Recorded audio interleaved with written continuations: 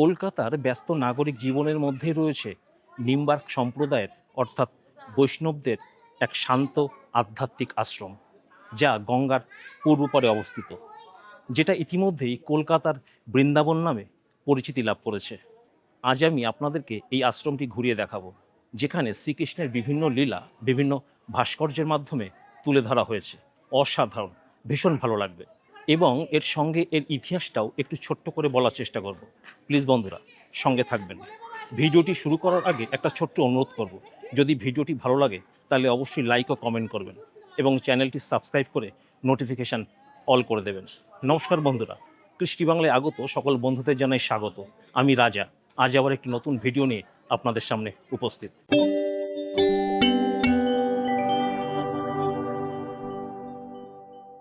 প্রথমেই জেনে নিই আপনারা এখানে কিভাবে আসবেন।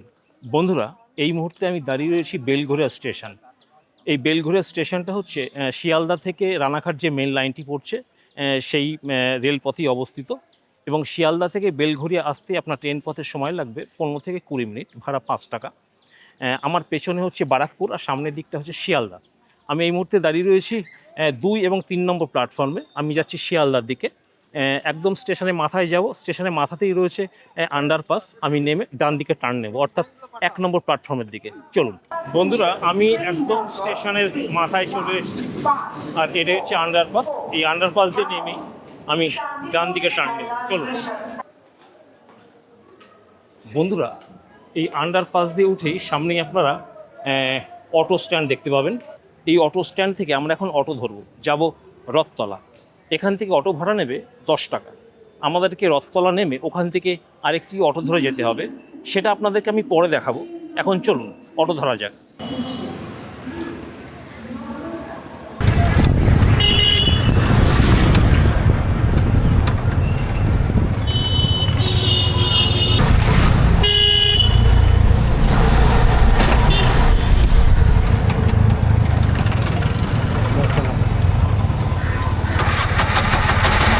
বন্ধুরা, পৌঁছে গেলাম রথতলা অটো স্ট্যান্ড।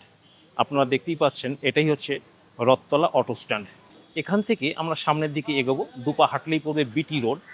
বিটি রোডটা পার করেই রয়েছে কামারহাটি পৌরসভা, এবং এই কামারহাটি পৌরসভার জাস্ট নিচেই রয়েছে একটি অটো স্ট্যান্ড, এবং সেখান থেকে যাব আরিয়াদহ ফেরিঘাট। ভাড়া নেবে 15 টাকা। এটাই হচ্ছে বিটি রোড, আর বিটি রোডের ঠিক ওই উল্টো দিকেই রয়েছে কামারহাটি পৌরসভা। বন্ধুরা, এই সামনে বাহাতে হচ্ছে অটো স্ট্যান্ড। বন্ধুরা, এই যে পৌরসভা, আর তার এই নিচেই রয়েছে অটো স্ট্যান্ড।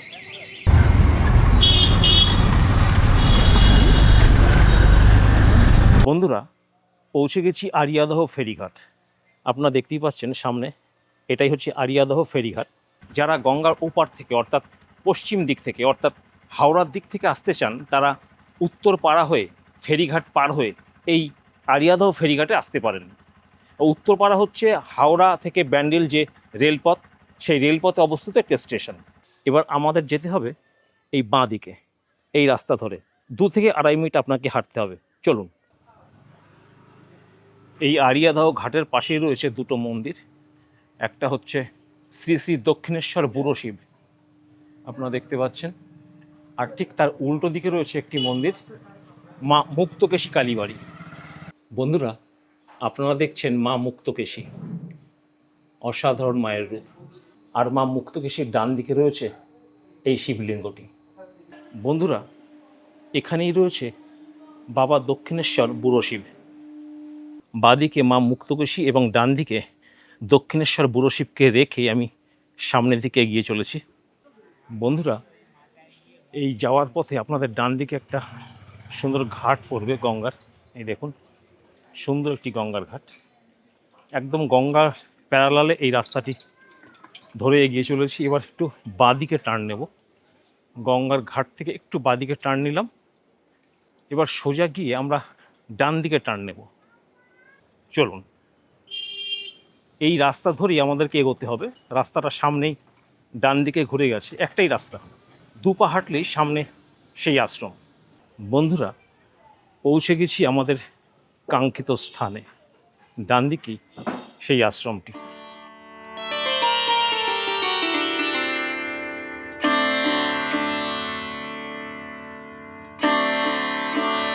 পুরাণে বলা আছে কলিযুগে 4টে বৈষ্ণব সম্প্রদায় হবে: শ্রী, ব্রহ্ম, রুদ্র এবং শন।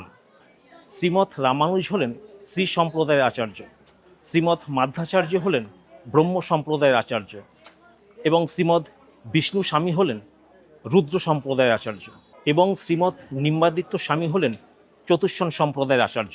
কালের প্রবাহে এই প্রত্যেকটি সম্প্রদায়েরই নাম পরিবর্তন হয় এবং প্রত্যেকটা সম্প্রদায়েরই শাখা তৈরি হয়। বর্তমানে পূর্বের শ্রী সম্প্রদায় রামানুজী নামে পরিচিত এবং ব্রহ্ম সম্প্রদায় মাধ্বী নামে জানা যায়। রুদ্র সম্প্রদায় এখন বিষ্ণু স্বামী নামে প্রচলিত এবং শন সম্প্রদায় আধুনা নিম্বার্ক সম্প্রদায় নামে প্রচলিত। ভারতবর্ষে প্রচলিত 4টি বৈষ্ণব সম্প্রদায়ের মধ্যে এই নিম্বার্ক সম্প্রদায় সবথেকে প্রাচীন এবং এদের উপাসনা প্রণালী হলো বেদান্ত সম্মত। মুক্তি বা মোক্ষ লাভই হলো এদের জীবনের পরম লক্ষ্য। নিম্বার্ক সম্প্রদায়ের এই সিদ্ধান্তকে বলা হয় দ্বৈতাদ্বৈত সিদ্ধান্ত, যেটা এই সম্প্রদায়ের চতুর্থ গুরু শ্রী নিম্বার্ক ভগবান তিনি প্রচলন করেছিলেন এবং তার নামেই এই সম্প্রদায়। এবার প্রশ্ন, এই নিম্বার্ক সম্প্রদায়ের আশ্রমকে কেন কাটিয়া বাবার আশ্রম বলা হয় সেটাও আপনাদের বলবো। প্লিজ বন্ধুরা সঙ্গে থাকবেন।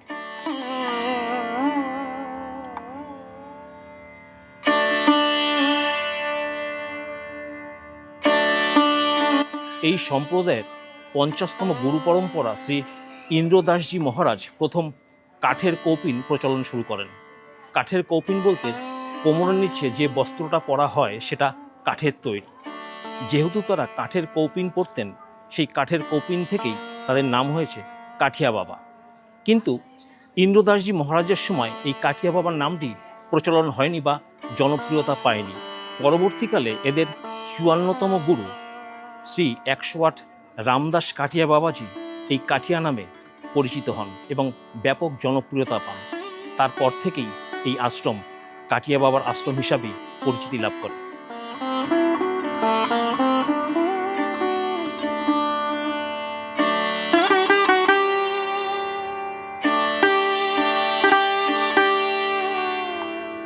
এই সম্প্রদায়ের প্রথম গুরু হচ্ছেন শ্রীহংস ভগবান।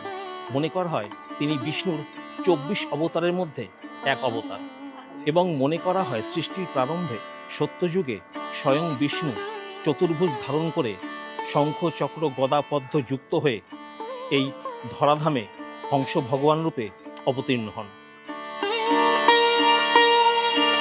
বর্তমানে এই সম্প্রদায়ের 57তম গুরু পরম্পরা রাসবিহারী কাটিয়া বাবা। আপনারা যারা দীক্ষা নেবেন বলে মনস্থ করেছেন, তারা যদি দীক্ষা নেন তাহলে এই রাসবিহারী কাটিয়া বাবার কাছ থেকেই আপনাদেরকে দীক্ষা নিতে হবে। বন্ধুরা চলুন এবার আপনাদেরকে এই আশ্রমটা সম্পূর্ণ ঘুরিয়ে দেখাবো। আশ্রমের প্রবেশপথ দিয়ে ঢুকেই আপনারা ডান দিকে দেখতে পাবেন গুরু পরম্পরার এই বিশেষ প্রদর্শনীটি। আধ্যাত্মিক ঐতিহ্য ও গুরু শিষ্য পরম্পরার এই উপস্থাপনাটি যথেষ্ট আকর্ষণীয়। অন্যদিকে বাঁদিকে তাকালেই দেখতে পাবেন শ্রীধাম বৃন্দাবনের দিব্য রাসলীলা মহোৎসবের অপূর্ব এই প্রদর্শনীটি। অত্যন্ত সুন্দরভাবে উপস্থাপিত এই প্রদর্শনীটি আশ্রমে প্রবেশের মুহূর্তেই এক অন্যরকম আধ্যাত্মিক আবহ তৈরি করে।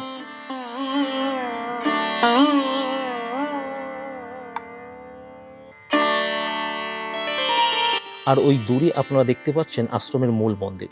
চলুন এবার আমরা একটু সামনের দিকে এগিয়ে যাই।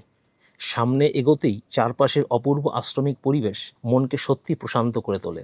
একদিকে গঙ্গার পবিত্র তীর, অন্যদিকে সুবিশাল প্রাঙ্গণ, সব মিলিয়ে এখানে যেন এক অনন্য আধ্যাত্মিক পরিবেশ বিরাজ করছে। আপনারা সামনেই দেখতে পাচ্ছেন একটি অসাধারণ শিল্পকর্ম। এটি কুরুক্ষেত্র যুদ্ধক্ষেত্রে সারথী শ্রীকৃষ্ণ ও অর্জুনের সেই অতি পরিচিত দৃশ্যের অনুরূপ। তবে এই শিল্পকর্মের ভাবনায় রয়েছে এক গভীর আধ্যাত্মিক তাৎপর্য। কুরুক্ষেত্রের রণাঙ্গনে শ্রীকৃষ্ণ যেমন অর্জুনের সারথী হয়ে তাকে জীবনের গভীর সত্য ও দিব্যজ্ঞান প্রদান করেছিলেন, ঠিক তেমনি এখানে গুরুদেবকে সারথীর ভূমিকায় দেখানো হয়েছে। তিনি তার শিষ্যকে জ্ঞান ও আধ্যাত্মিকতার পথ দেখাচ্ছেন। শিল্পকর্মটির মধ্যে গুরু ও শিষ্যের সম্পর্কের এই প্রতীকী উপস্থাপনাটি সত্যিই আমাদেরকে ভাবায়।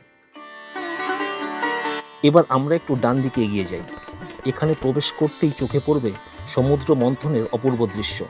পৌরাণিক কাহিনীর সেই বিখ্যাত ঘটনাটিকে অত্যন্ত সুন্দরভাবে শিল্পের মাধ্যমে ফুটিয়ে তোলা হয়েছে, সত্যিই দেখার মতো। চলুন এবার আমরা আবার একটু পিছনের দিকে ফিরে আসি।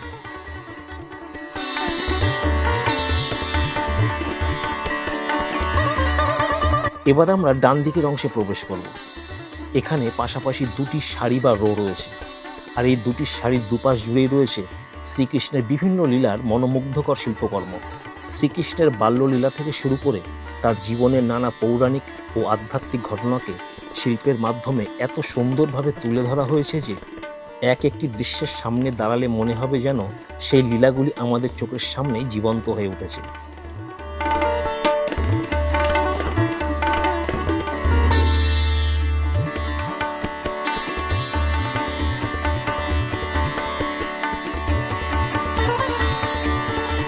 এবার আমরা ধীরে ধীরে এগিয়ে যাব গঙ্গার দিকে।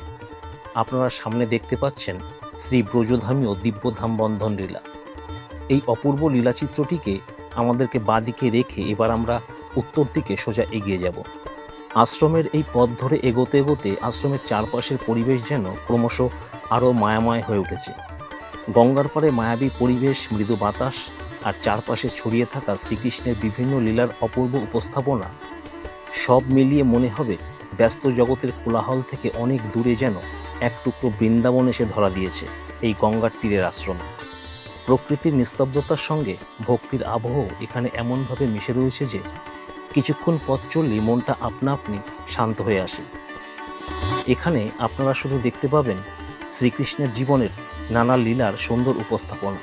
কোথাও বালগোপালের মধুর রূপ, কোথাও বৃন্দাবনের লীলা স্মৃতি, আবার কোথাও ভক্তি ও আধ্যাত্মিকতার নানা চিত্র।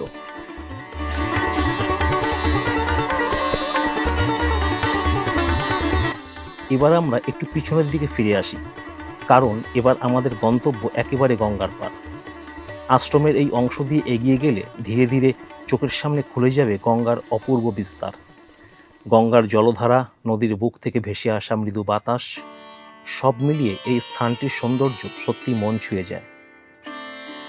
গঙ্গার পাড় ধরে হাঁটতে হাঁটতে মনে হবে প্রকৃতি এবং সাধনার এক অপূর্ব মেলবন্ধনের মধ্যে দিয়ে আমরা এগিয়ে চলেছি।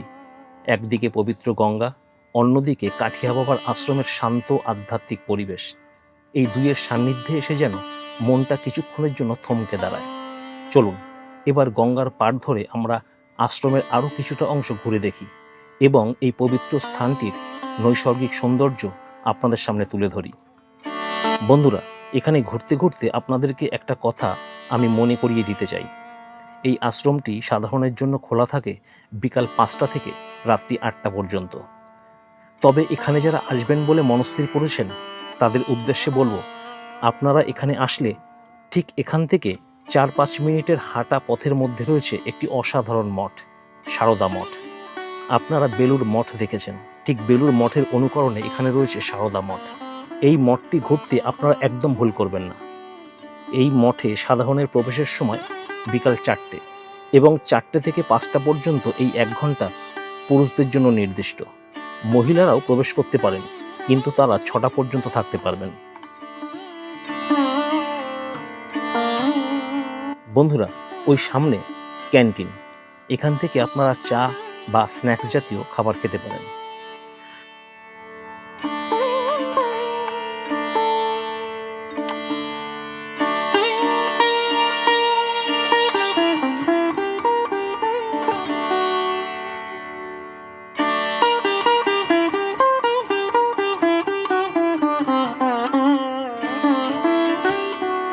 বন্ধুরা, ভিডিওটি যদি ভালো লাগে তাহলে অবশ্যই লাইক ও কমেন্ট করবেন এবং চ্যানেলটি সাবস্ক্রাইব করে নোটিফিকেশন অল করে দেবেন। আর সম্ভব হলে ভিডিওটি বন্ধু বান্ধবদের মধ্যে অবশ্যই শেয়ার করবেন। দেখা হচ্ছে পরবর্তী এক নতুন ভিডিওতে। ভালো থাকবেন, ধন্যবাদ।